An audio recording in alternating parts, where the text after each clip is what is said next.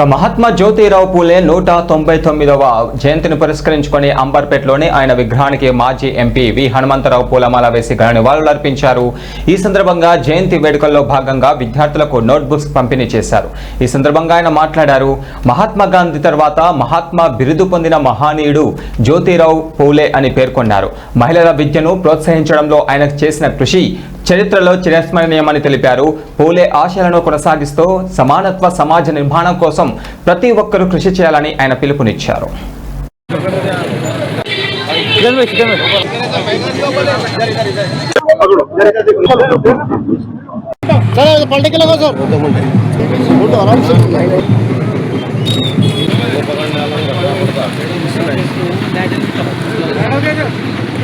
అంటే 200 సంవత్సరాల తర్వాత 1827లో పుట్టాడు ఆయన. సమాజంలో జరుగుతున్నటువంటి అన్యాయాన్ని ఎదుర్కొంటూ స్టూడెంట్ లైఫ్ గా అప్పటి నుంచే ఒక ఆలోచన వచ్చింది, ఏమిటి అందరూ మనుషులమే కానీ ఈ వ్యత్యాసం ఎందుకు, అందరికీ సామాజిక న్యాయం జరగాలని ఆయన ఆలోచన చేశాడు. అందుగురించి ఆయన చదువు ఉంటేనే మన భవిష్యత్తు అని ఆలోచన చేశాడు 18th సెంచరీలో. అప్పటి నుంచి ఆయన పోరాటం కొనసాగుతూనే ఉన్నది. ఆయననే కాకుండా మహిళలు కూడా చదువుకోవాలని ఆలోచన చేశాడు. సావిత్రిబాయి పూలేతో కూడా స్కూల్ పెట్టించాడు. సమాజంలో సామాజిక న్యాయం ఉండనాడే నిజమైన న్యాయం జరుగుతుందని ఆయన ఆలోచన చేశాడు.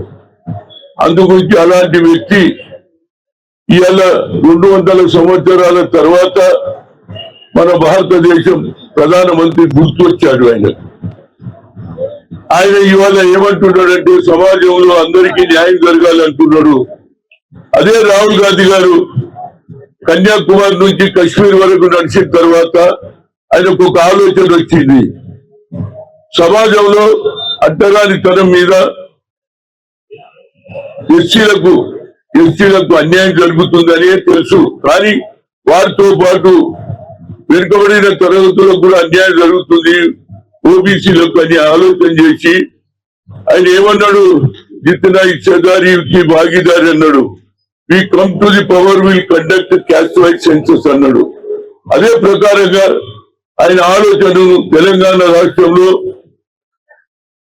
10 జిల్లాలు తిరిగిన తర్వాత కామారెడ్డిలో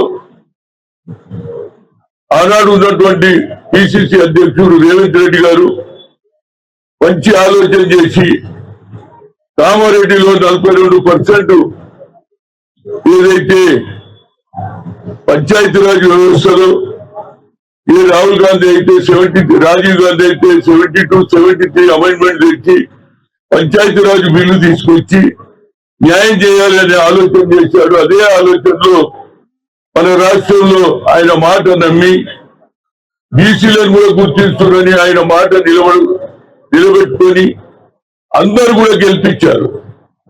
కనుక తెలంగాణలో మొట్టమొదటి రాష్ట్రం అది రేవంత్ రెడ్డి గారు ముఖ్యమంత్రి, దాన్ని 42% ఇచ్చారు.